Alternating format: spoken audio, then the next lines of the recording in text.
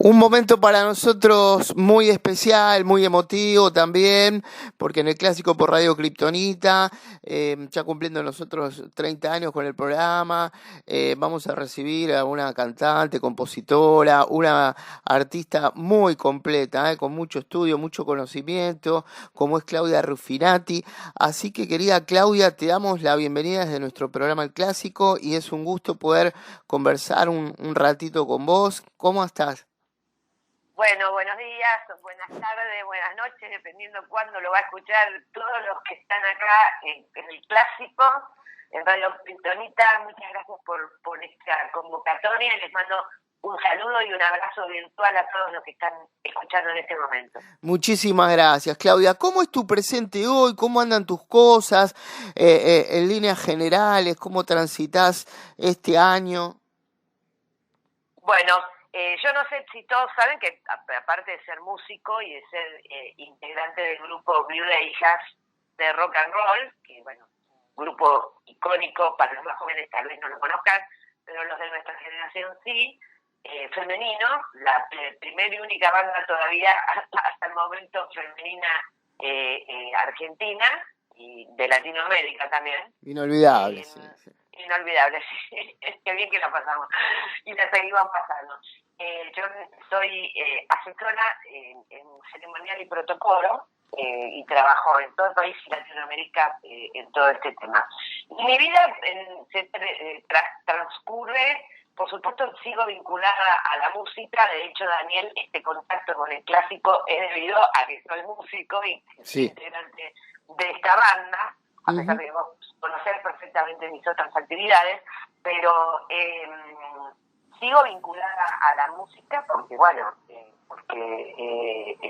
me siguen convocando, seguimos hablando de los temas, sigo en contacto con mis compañeras de la banda, bueno, fui, soy y seré una viuda siempre. Por siempre. Que tenga otro tipo de actividades, ¿no?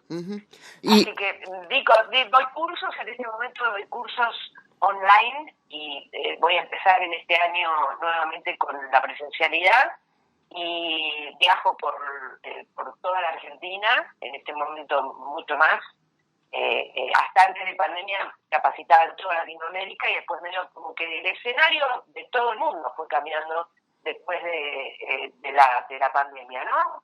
Como que las actividades cambiaron, nos reorganizamos, el estudio, el trabajo, y bueno, capacito mucho, soy convocada para personal de hotelería, de gastronomía, de turismo, y para el personal de servicio en transportes, ¿no? Las camareras, las azafatas de micros de larga distancia y de aeronaves, ¿no? De navegación. Es una actividad realmente muy interesante, ¿no? ¿Cómo se te ocurrió esta beta? Porque la verdad que me parece algo muy importante, ¿no? Para conocer, para estudiar. Sí, o sea, en principio les cuento que el ceremonial, el protocolo, que es lo que les decía, mi expertise, ahora les cuento de dónde surge todo esto. Uno cree que es para reyes, para príncipes, para el emir de Dubái, y los buenos modales, las formas y determinadas acciones de buena educación, de atención al cliente, están cada vez más buscadas por las grandes marcas y por de repente determinado tipo de tiendas o de empresas que quieren marcar determinado tipo de estándares en la atención a los clientes y a los futuros clientes.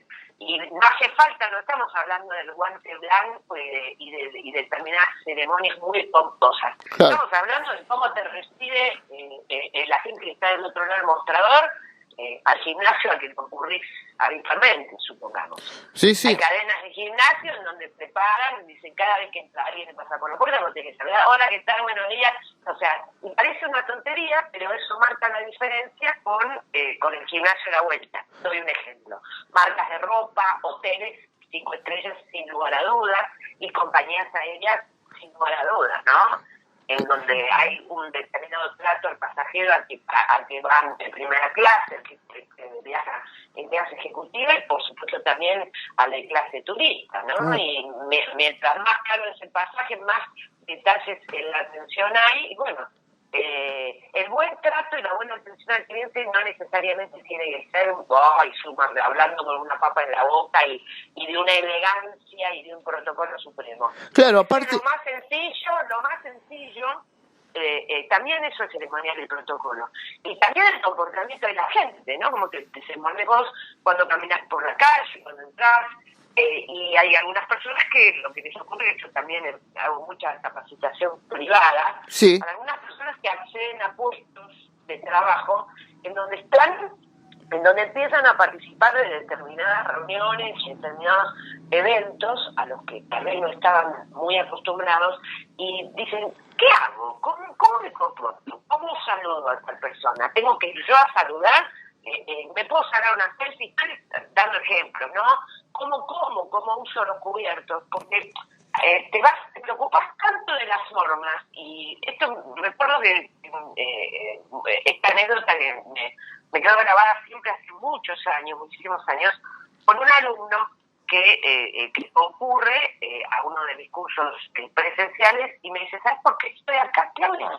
Dice, yo soy representante de un importante laboratorio que está abriendo un nuevo negocio dentro del departamento del laboratorio de productos, creo que eran odontológicos. Era un laboratorio de medicamentos comunes que abrió un departamento para la odontología, para los dentistas, todo lo que tenía que ver con la boca y con dentición. Bueno, muy bien.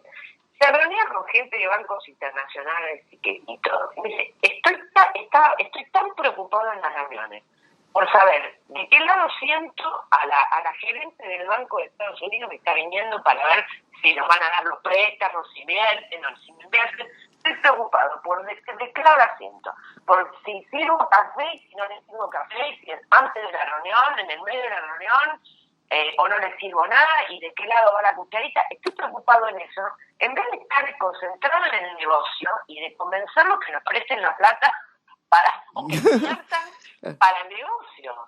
Ese es el punto. Entonces, de hecho, es simplemente conocer este tipo de pautas que no están establecidas ni por ley, ni por decreto, ni como muchas sí lo están. Esto tiene que ver con el comportamiento,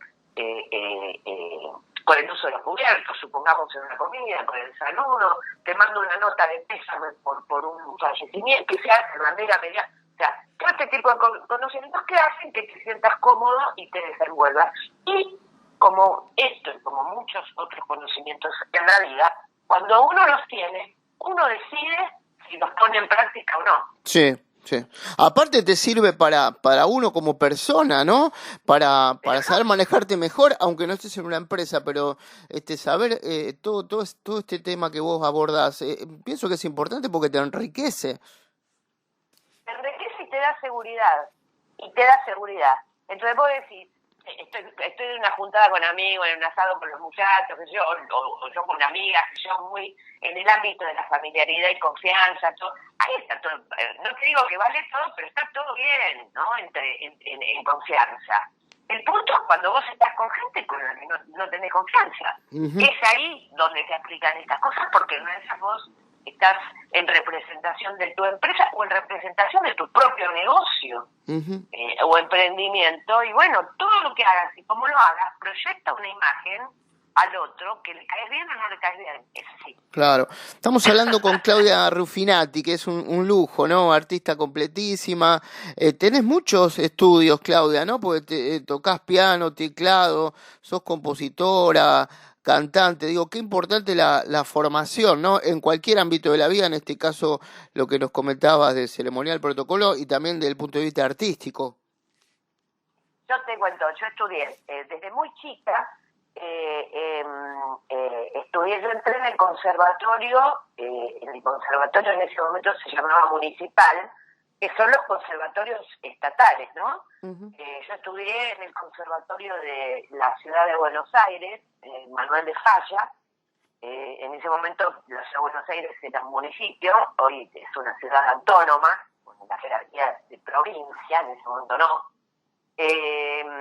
Y yo estudiaba en ese conservatorio y Charly García estudiaba a 15 cuadras en el Nacional, por ejemplo. Uh-huh. Y entonces, bueno, es una carrera, la carrera de música en el conservatorio, yo estudié el piano, pero esto es válido para cualquier instrumento, inclusive para los cantantes, los que estudian canto, es un canto clásico, ¿no? Uh-huh. Que también es un instrumento.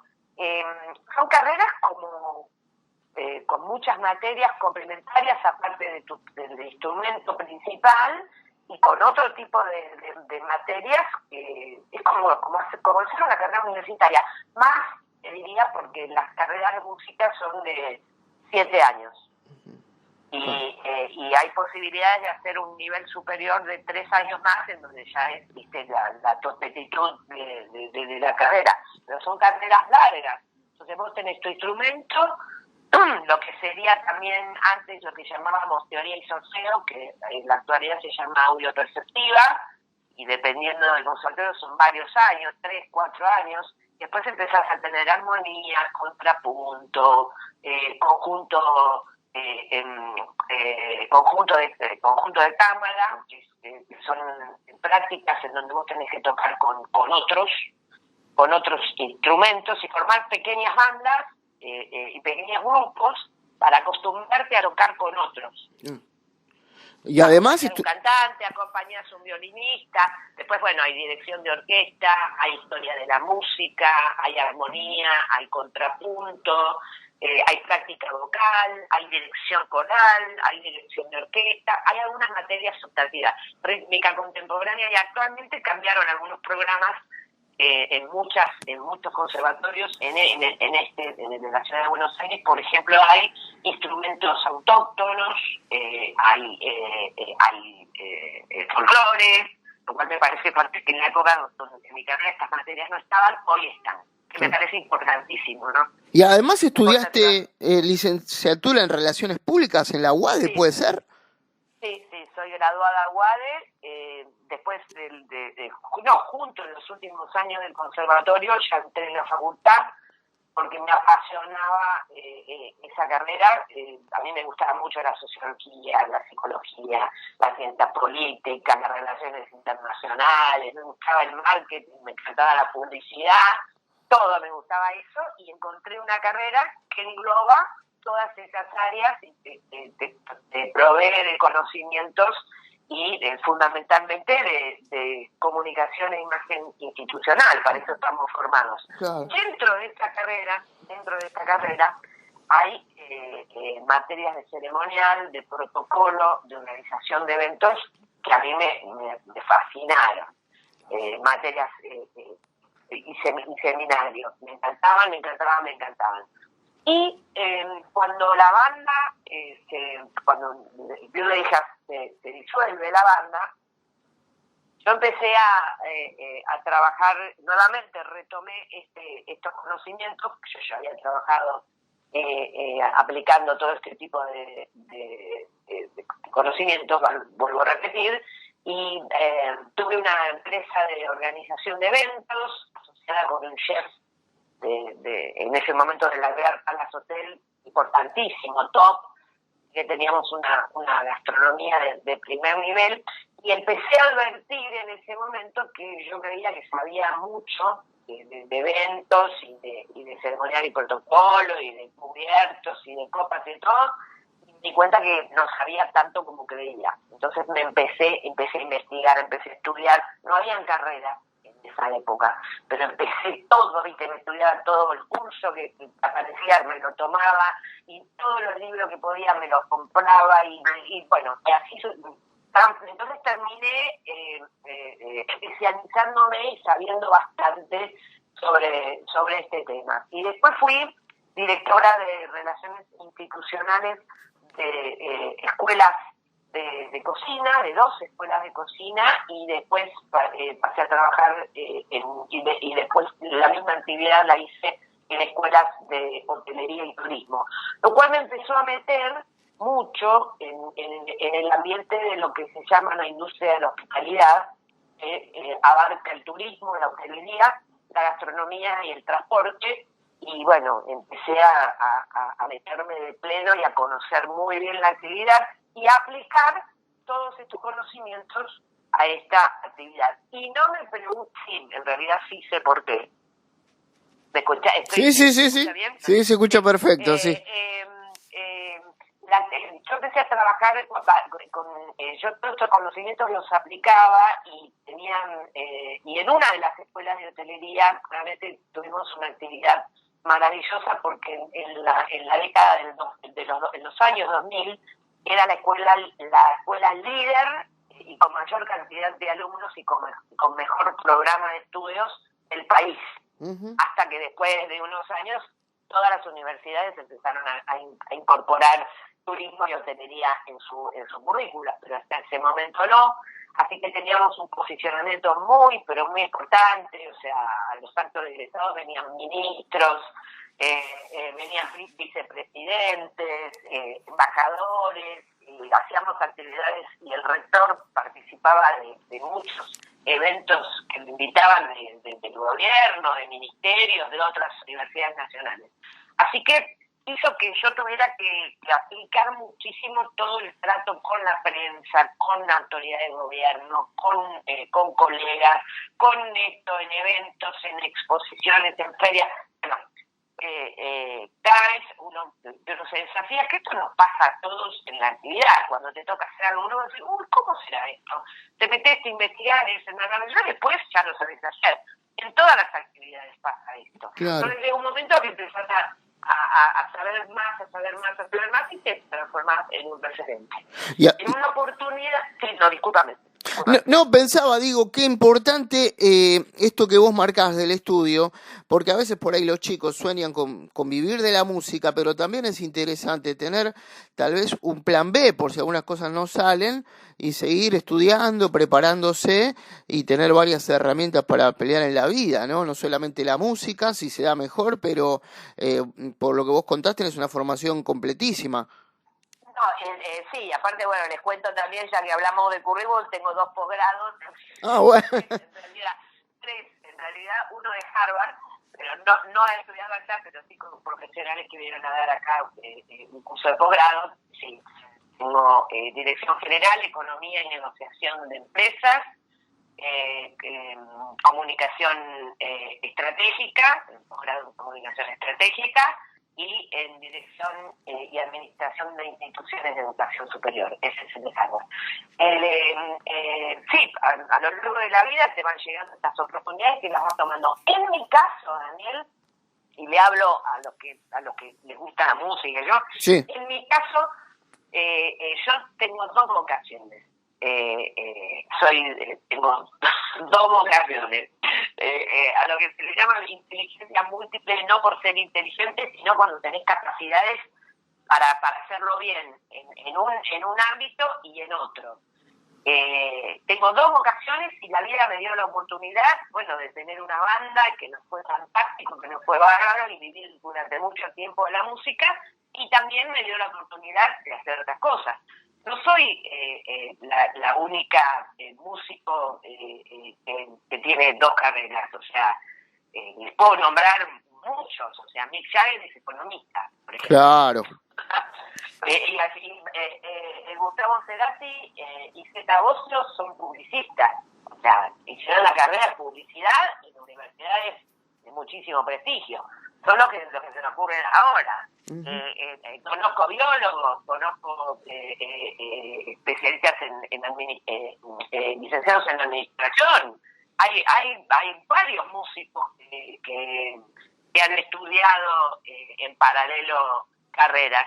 Claro. ¿Y qué recuerdos tenés de Viudas Hijas del Rock and Roll, por ejemplo, en la diaria, por ejemplo, las grabaciones, todas esas situaciones que tenían que ver con preparar el material? Nosotros la pasábamos muy bien y sin proponérnoslo, lo que ocurría era que cuando nos juntábamos a trabajar para componer canciones y sobre todo el trabajo en equipo, más que para para la música, a pesar de que los arreglos los trabajábamos juntos, la música generalmente surgía de la propuesta de que una llegaba a la sala de ensayo y decía, chicas, escuchen esto que estoy haciendo, o esta canción que me salió y que les quiero proponer y les quiero mostrar. La música generalmente era de una, de dos, y no hay muchos temas que son de tres o de cuatro. Generalmente lo que trabajamos juntas eran las letras, ¿no? Uh-huh. Y primero nos divertíamos y nos enamoramos nosotros de lo que escribíamos, nos gustaba a nosotras, y creo que eso es fundamental. Es algo importante, y claro, y eso es lo que transmitíamos, porque primero nos gustaba a nosotros. Y así que eso es importante, no sé, como que cuenta chiste, primero el chiste lo haga reír al mismo, dice, wow, qué buen chiste, y entonces es como que la fórmula funciona para que le guste a los demás. Así que sí, ocurría que éramos muy metódicas y teníamos tiempo de trabajo y de ensayo todos los días. Nosotras ensayábamos de lunes a viernes, cuando el viernes no teníamos show, de lunes a viernes, y cuando se requería un sábado también, y ensayábamos muchas horas. Y dentro del ensayo teníamos ensayo de instrumentos, o sea, cuando tocábamos los temas, los tocábamos juntas, ¿no? Los ensayábamos.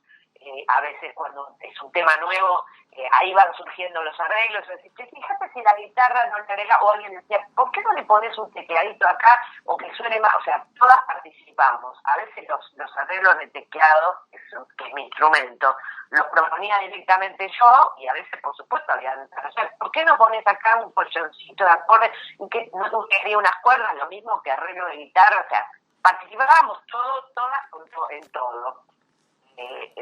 A pesar de que generalmente la propuesta de su propio instrumento la hacía cada una, pero se aceptaban comentarios y propuestas, sin lugar a dudas. Después teníamos dentro del mismo ensayo de voces, solas, cantábamos los temas con las voces, porque nosotros teníamos, una de las características de nuestra banda son las armonías vocales, ¿no? Sí. Cantábamos, o sea, si bien había una voz líder, nosotras éramos 4, había una voz líder, la mayoría de los temas cantados por Mavi Díaz, la voz principal del grupo, pero en cada disco las otras 3 cantábamos un tema como la voz principal, en todos los discos. O sea que las otras 3 le hacíamos los coros a la que cantaba, a la voz líder. Y esos coros, que se hacían con armonías, cada voz cantaba con una melodía y una armonía diferente, había que ensayarlo, para que cada una se aprendiera su línea melódica y cuando entraba y cuando no entraba. Y entonces, ensayo de instrumentos, ensayo de voces, y después pasábamos los temas tocando y cantando al mismo tiempo. Uh-huh. Aunque a veces bailando también, así que bueno, eso hay que ensayarlo, porque no es fácil tocar y cantar al mismo tiempo. Claro. Estamos hablando con Claudia Ruffinati en el Clásico. ¿Y cómo se maneja en su momento la popularidad, la exposición, ¿no? Porque ustedes por ahí tocaban en lo de Badía, en Feliz Domingo, eran tapa de revista Gente, era impresionante. Sí, la verdad que la prensa y la popularidad que tuvimos fue realmente impresionante, que estuvimos en las tapas de las principales revistas de todas. También estuvimos en la tapa de la revista Gente. En ese momento, a fin de año, hacía una foto, como ahora lo hace la tapa de revista Caras para la época de las fiestas. En ese momento, la revista Gente hacía una foto que era los personajes del año. Cierto. Y estaban, y entonces, bueno, invitaban a aquellas personas que habían tenido popularidad o de repente habían sido noticia por alguna razón en particular, y bueno, los ubicaban a todos en una foto importantísima en donde estaban. Bueno, y en esa etapa estábamos, estaba Susana Jiménez, estaba Amarita Fotabat, estaba Pedro Olmedo, bueno, y aquí hay deportistas, hay políticos, hay, no sé, de todos los rubros. Y sí, en el año 86 fuimos tapa de revista. Y bueno, esas cosas que te quedan en la vida. Y fuimos tapa de revista de revistas infantiles, de la revista Villiquen. ¿Ah, bueno, sí? Los más jóvenes no saben. Villiquen, claro. Y después, bueno, habían revistas y cuando todavía el papel se vendía todo era todo en material, digamos, que se tocaba, en material físico. Habían revistas de unas que eran todo canto, era del canto y no me acuerdo cuál otra, y venían las letras de las canciones con los acordes, entonces vos te las comprabas y había canciones de las viudas, canciones de Charlie, canciones de Fito, Me acuerdo, sí. Entonces, bueno, que sabía tocar guitarra o tocaba o tocaba piano, podía cantar las canciones y ahí estaban los acordes y los cifrados para poder acompañarte y tocar. Pero la pasábamos realmente muy bien, nos llevábamos muy bien. Obviamente que, imagínate que éramos 4 mujeres con carácter muy fuerte, las 4 mujeres, 4 caciques y socias al 25% en todo, en las decisiones, en los negocios, en todo. Así que hemos tenido, por supuesto, chispazos y hemos tenido algún que otro tipo de desencuentro y de desacuerdo, pero bueno, éramos un equipo de trabajo. Esto pasa en las familias, pasa en las empresas, pasa con tus compañeros de trabajo, ¿cómo no va a pasar con nosotras? Pero en líneas generales teníamos una muy buena convivencia y trabajábamos muy bien en equipo y éramos muy profesionales y responsables las 4. Y trabajar con los productores, con los sellos discográficos,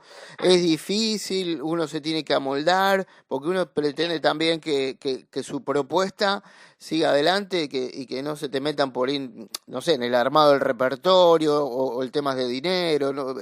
Es difícil.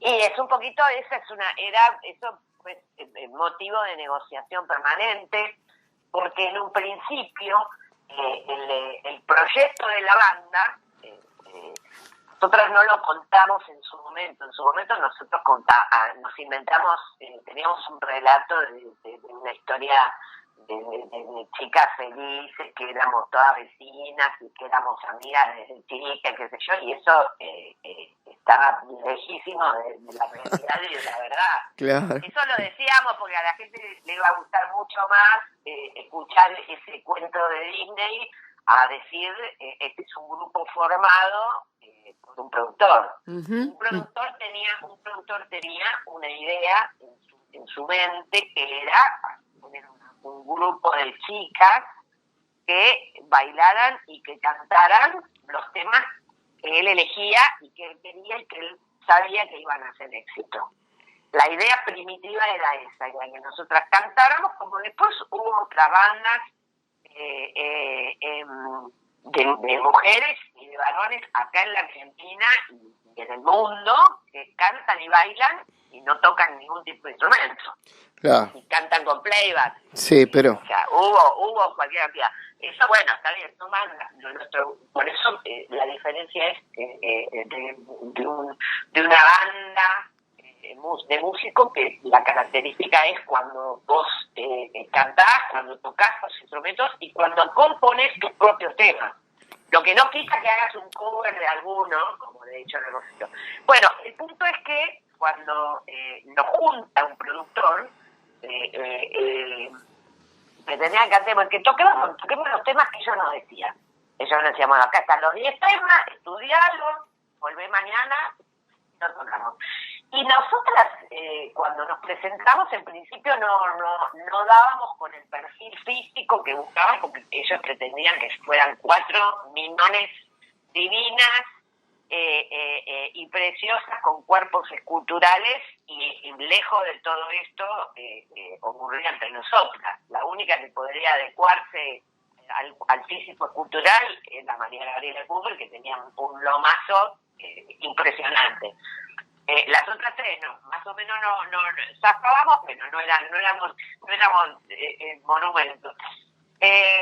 Ahí ya la cosa era como que no dábamos con el perfil. Y después, cuando nos dijeron, sí, esto es lo que tiene, nosotras dijimos, mira, nosotras somos las 4 músicos, estamos en condiciones de componer, de tocar y de cantar, y bueno, muy hábilmente el productor de marketing, conocía muchísimo, cambió sobre la marcha el plan. Entonces negociamos que en cada disco, o sea, no íbamos a tocar los temas que él quería que toquemos. Negociamos y él aceptó que en todos los discos iba a haber un tema que él nos propusiera, que era un cover, era un tema que había sido hit y éxito en su momento, y que el resto de los temas lo podíamos proponer nosotras. Confiaron en nosotras, cambiaron, y bueno, tan mal no les fue. Claro. En el primer disco el tema que nos propusieron fue Bikini en Lunares Amarillos, sí, que es un tema original en inglés, de la década del 50, y que nosotras hicimos la versión en español, que no tiene absolutamente nada que ver con lo que dice en inglés, no es la traducción, es otra cosa. Lo único que es la traducción, bikini, era un bikini, o sea, el coro, el estribillo, nada más. Todo lo demás, lo que dicen las estrofas, es una historia que nos inventamos nosotras. Y bueno, y en el segundo disco, el tema que nos propusieron fue el Lollipop, que también que tampoco es la exacta traducción de lo que dice la letra original en inglés. Bueno, es My Boy Lollipop, el original.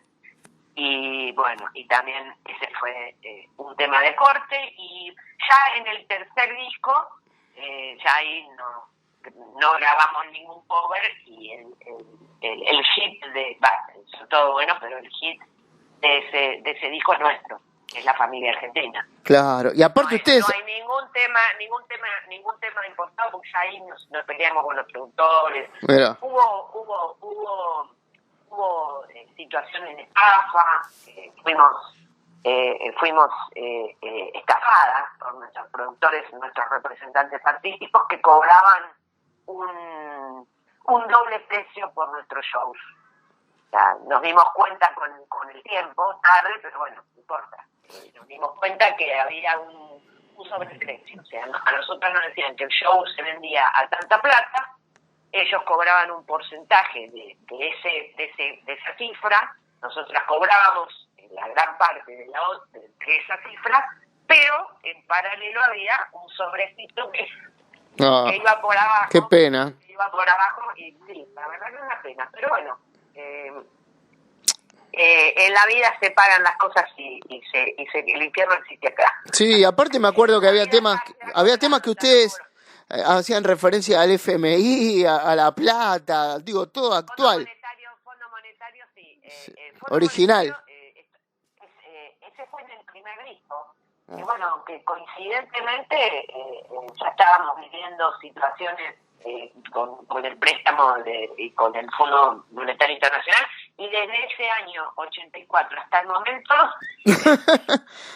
puede ser el tema de fondo de todos los noticieros televisivos y radiales del país. Sí, en realidad en su momento, por ese tema, como tanto se hablaba del Fondo Monetario como ocurre ahora, que en ese tema no sabíamos de qué manera poner las palabras para que suene. No tiene nada que ver, porque es una historia de amor. Y bueno, se arregló la letra para decir: estoy tocando fondo por el amor hacia esa otra persona. Entonces, ¿Y tu mirada del éxito cuál es, Claudia, en la vida en general? Algunos, bueno, lo sostienen por lo que hacen desde el trabajo, los afectos. ¿Qué te mueve, no? Para decir, bueno, el éxito pasa por este camino. Uf, ¿qué es el éxito? Definamos éxito. Para mí algo exitoso es algo que tiene un resultado positivo y algo que salió bien, tal como te lo propusiste. Y el éxito no necesariamente va de la mano de la popularidad. Uh-huh. O sea, un mecánico que en su taller de repente se pone como desafío un arreglo de un motor o de un cambio de una pieza y todo, y la cosa salió bien, y bueno, el arreglo fue exitoso. Claro. Vos haces una operación bancaria y la frase que te pida el home banking o la aplicación en el teléfono, la transferencia fue exitosa. O sea, es verdad. ¿salió bien? O sea, estamos bien, ¿no? Sí. Es verdad esa. La operación ha sido exitosa, o sea, bien, apretaste el botón correcto, llegó la plata donde querías, o la sacaste o pagaste de forma. El éxito es cuando haces las cosas bien. Uh-huh. O sea, y mucho mejor, de repente, cuando eso te produce una gratificación, una satisfacción personal, ¿no? Uh-huh. Y bueno, ok, tarea cumplida, ¿no? Ese es el éxito. Yo creo que, bueno, a veces muchas cosas de las que hago son exitosas y tienen realmente un resultado óptimo, y a veces, por supuesto, el resultado no es el esperado y bueno, a remangarse y a empezar de nuevo. Claro. Y la popularidad, vos querías también saber cómo manejamos la popularidad. Uh-huh. Sí, sí. Sí, mira, en mi caso en particular, yo de las 4 era la menos reconocida en la calle porque soy la que menos cosas raras se hizo en el pelo, así que como que no me pinté nunca el pelo de anaranjado, ni tenía peinados extraños. Sí me ha pasado que gente me reconozca, ¿no? Uh-huh. Me ha pasado pero en ningún momento me pasó cagando en un supermercado y la cajera levantó y dice: Claudia Rupignati, te lo pido por favor, cuando le diga a mi hermana ¿viste? Yo miraba la cola atrás y me daba como vergüenza porque fue fuera de contexto, soy muy extrovertida y muy vergonzosa al mismo tiempo. Sí nos pasaba cuando estábamos las 4 juntas, luqueadas y vestidas a la salida, a la entrada de un teatro o yendo a un evento, lo que fuera, y sí. Y es fuerte, era, sí. Era tremendo, ¿no? Y sí, nos tiraban encima y todo, y en un momento dado decidimos, porque en un momento dado, me acuerdo que en una oportunidad una chica me manotea un aro, y era un aro pasante, de ganchito va por adentro de la perforación de la oreja, y le agarré la mano y le dije: vos querés el aro, yo te lo doy. Esperá, yo te lo doy. Me saqué el aro y se lo di, se lo regalé. Y a partir de ese momento le dije a las chicas: se terminaron los aros, chicas, con pasante. Entonces, a partir de ese momento empezamos a usar aros con broche, con un brochecito que se ajusta, que te aprieta la oreja, pero si te lo tiran, sale fácilmente y no te lastiman. Más bien. Mirá los detalles que hay que tener en cuenta, ¿no? Cartera, ropa, todo, y bueno, es lo mismo que le pasa a cualquier persona muy conocida, y la gente te quiere tocar y quiere quedarse con algo tuyo. Uh-huh. Sí, salíamos con personal de seguridad, salíamos y entrábamos con personal de seguridad siempre, porque sobre todo en los teatros, en los que la gente nos estaban esperando, y cambió mucho nuestra popularidad y cuando empezamos a tocar en teatros. Uh-huh. Porque cuando tocábamos en discotecas a la madrugada, la gente ya estaba dentro de la disco, del boliche, del salón, y no había tanta gente esperando que llegáramos afuera. Y era todo público mayor de 18, era que entraba de noche, en teoría, a un boliche, a una discoteca. cuando empezamos a tocar en teatros más temprano, que las funciones eran a las 8, a las 9, ¿sí? Ahí empezamos a darnos cuenta que nuestro público era un público mucho más amplio, porque habían chicos chiquitos, la mamá y la abuela. O sea, qué lindo recuerdo. Sí. Claro, y ¿cuándo descubrimos eso? Cuando empezamos a tener presentaciones a un horario apto menores, apto todo público.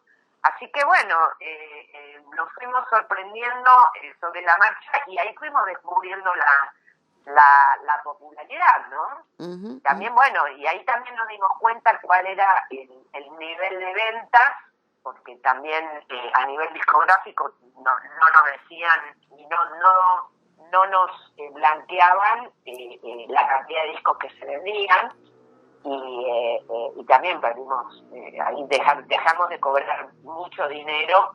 Una nota que me hicieron hace poco tiempo, yo tengo el cálculo de la plata que no nos pagarán. Fortuna. Sí, y sí. $1 millón. Ah, para las 4, sí, sí. Pero que $1 millón ahora, de repente, bueno, siempre fue plata y será. Y es mucho. Sí. Pero sería el equivalente ahora de decir, a ver cuánto sería. Y yo creo que serían, no sé, porque en ese momento un departamento de 2 ambientes costaba $15.000. Uh-huh. Hoy que habría que agregarle un cero más. Serían $10 millones ahora, más o menos. Una fortuna, realmente, sí. Era mucha plata, y bueno, pero en ese momento habían como rankings en las disquerías donde se vendían los discos, después apareció el cassette y después apareció el CD. Habían como afiches con los rankings de ventas. Se decía por semana cuál era el número 1, cuál era el disco más vendido. Así como ahora tenés en algunos programas de radio los rankings o ves el número de visitas que tiene un video o un tema, o la cantidad de pasadas que tienen en las distintas plataformas digitales, ¿no? Uh-huh. Bueno, en ese momento había un cartel en la puerta de las disquerías donde decía número 1 en venta, número 2 en... Bueno, y fuimos número 1 en ventas durante mucho tiempo, uh-huh. Durante muchísimo tiempo. Bueno, y ahí nos dábamos cuenta que realmente, bueno, ¿qué pasa acá? Qué injusto, qué injusto. ¿Y sueños que tengas de aquí en más? ¿Anhelos? No sé si con la música o en tus otras actividades. Mira, tengo varios sueños y varios anhelos. Sueños con las viudas, bueno, de seguir siendo convocadas, porque de la manera que, del mismo modo que yo ahora estoy hablando con vos, Daniel, sí, sí. Para el Clásico y para Radio Kriptonita, durante el año nos convocan muchas oportunidades para hacer nota en los diarios más importantes del país y en diarios de ciudades y de otras provincias, de distintas provincias, y estamos en forma, nuestros discos siguen sonando mucho, en radio, claro. no somos top 10, pero siguen sonando, vigentes, sí. Y seguimos cobrando regalías por todo eso, por la participación, y eso, bueno, seguir vigentes me encanta, y bueno, y seguir vinculada con las chicas, extrañando por supuesto a María Gabriela, la viuda, sí. La guitarrista de Viudas, que falleció hace ya varios años, en el 2003. Uh-huh, sí. Qué pena. Que fue durante 10 años guitarrista también de Charly García. Realmente María Gabriela, una divina total. Y el anhelo, bueno, es seguir que la gente nos siga queriendo, y porque recibimos unos mensajes preciosos.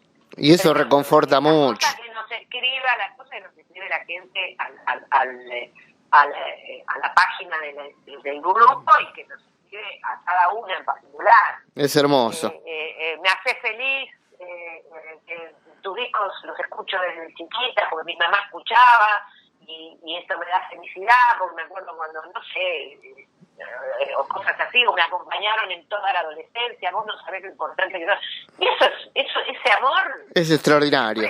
Sí. Ese amor no tiene precio. Me hiciste feliz, canto las canciones, la hice escuchar a mi hija que tiene 15 años las ama, por ejemplo, un nuevo público, más joven, presente.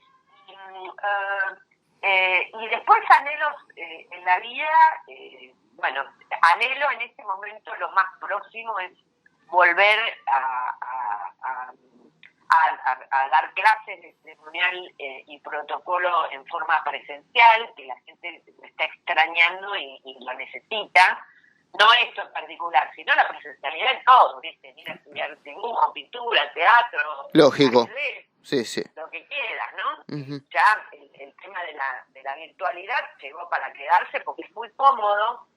Lo que la gente no entiende es que es cómodo y es más barato. Porque para mí, dar una clase online, yo reúno a X cantidad de personas de todo el país. Que si yo tengo que irme a Córdoba, a Rosario, a Mendoza, a Neuquén, a Jujuy, a donde fuera, el costo del curso a esta persona le va a costar muchísimo más caro. Porque ese costo tiene que amortizar el pasaje, la estadía, el alquiler del lugar, bueno, todo lo que revierte y lo que involucra e implica una movida de ese tipo.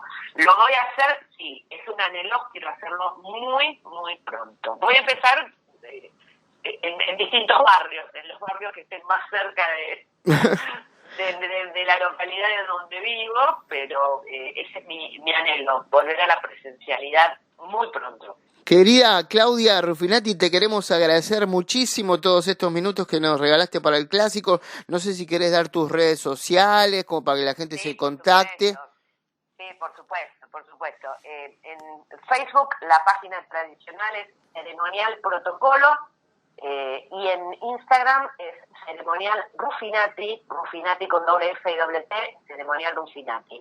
En ambas páginas la foto de perfil tiene un logo que dice Claudia Rufinati, así que con un icono de una manito y una bandeja elegante de servicio, así que lo van a poder visualizar. Ceremonial Protocolo en Facebook y Ceremonial Rufinati en Instagram. Y también, por supuesto, está mi página personal, tanto en Facebook como en Instagram, que es Claudia Rufinati, con doble F, doble T, ahí donde vuelco cosas vinculadas a la música y a mi vida personal, y en las otras exclusivamente todo lo referido al ceremonial del protocolo. Te agradezco mucho tu tiempo, tu amabilidad, tu gentileza, tu empatía, así que te deseamos de corazón todo lo mejor y bueno, seguiremos hablando si Dios quiere, así que toda nuestra gratitud. Bueno, una atención especial y una bonificación especial a todos los que quieran participar de las masterclass o de los cursos online, mencionando el clásico de Radio Kriptonita. Dale, cómo no. Abrazo enorme, Claudia. Muchísimas gracias. También. Gracias. Cuando gusten, volvemos a hablar. Dale, cómo no.